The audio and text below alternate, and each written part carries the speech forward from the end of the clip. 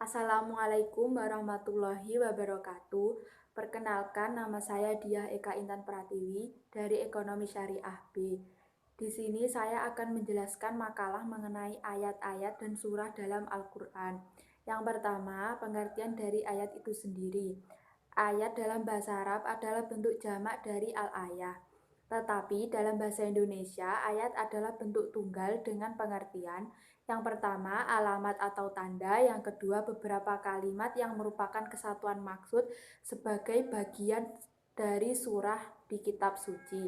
Yang ketiga, beberapa kalimat yang merupakan kesatuan maksud sebagai bagian dari pasal atau undang-undang.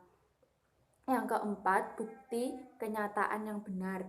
Secara etimologis, al-ayah dalam bahasa Arab memiliki beberapa pengertian.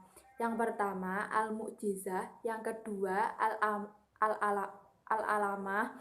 Yang ketiga, al-ibrah. Yang keempat, al-amr, al-ajib.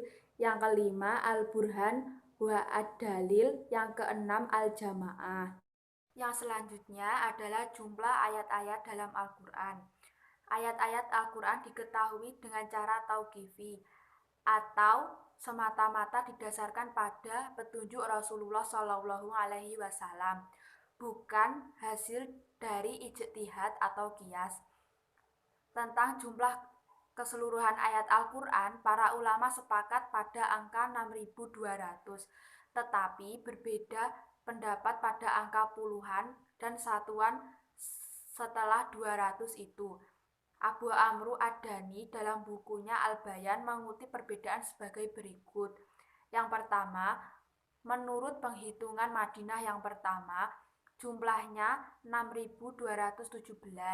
Yang kedua, menurut ulama Madinah yang kedua, jumlahnya 6.214 ayat. Dan ada juga yang menyatakan 6.210 ayat. Yang ketiga, menurut ulama Makkah jumlahnya 6.219 ayat. Dan ada juga yang menyatakan jumlahnya 6.220 ayat.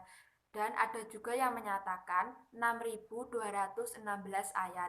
Yang keempat, ulama Kufah jumlahnya 6.236 ayat.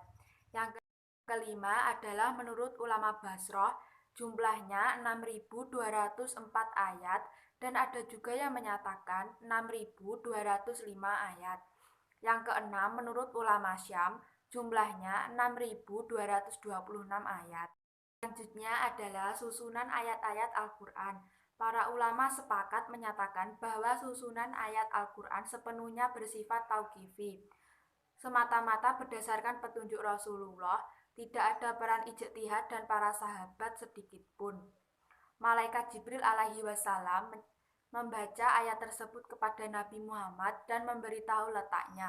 Kemudian Nabi membacakan ayat yang turun tersebut kepada para sahabat, baik waktu sholat, khutbah, pelajaran, nasihat, dan lainnya. Yang selanjutnya adalah pengertian dari surat. Surat secara etimologi berarti pemberhentian atau posisi yang tinggi, keutamaan, kemuliaan, dan tanda.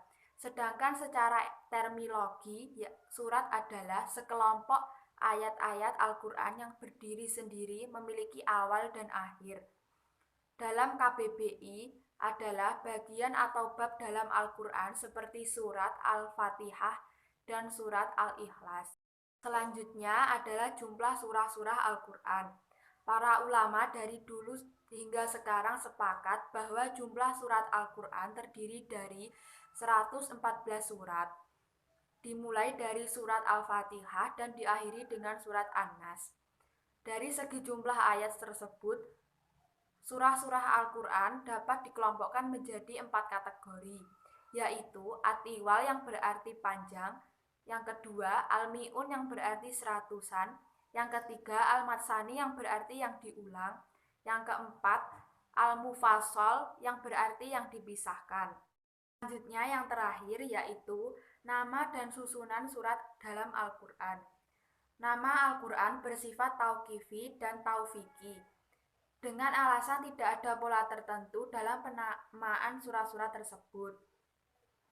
Ada surat yang diberi nama dengan tema atau isi pokoknya, contohnya surat Al-Fatihah, An-Nisa, Al-Lahab, dan lain sebagainya.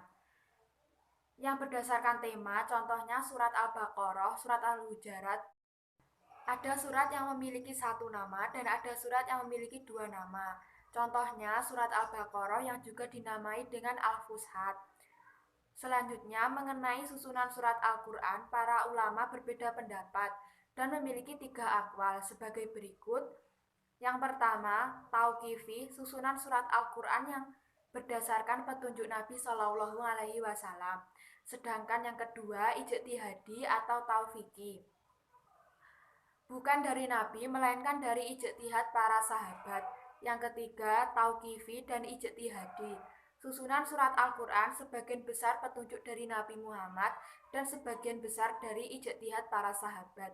Jadi yang terakhir itu gabungan antara tauqifi dan taufiki. Sekian dari saya, ada kurang lebihnya saya mohon maaf. Wabil taufik walhidayah, waridho wal inayah. Wassalamualaikum warahmatullahi wabarakatuh.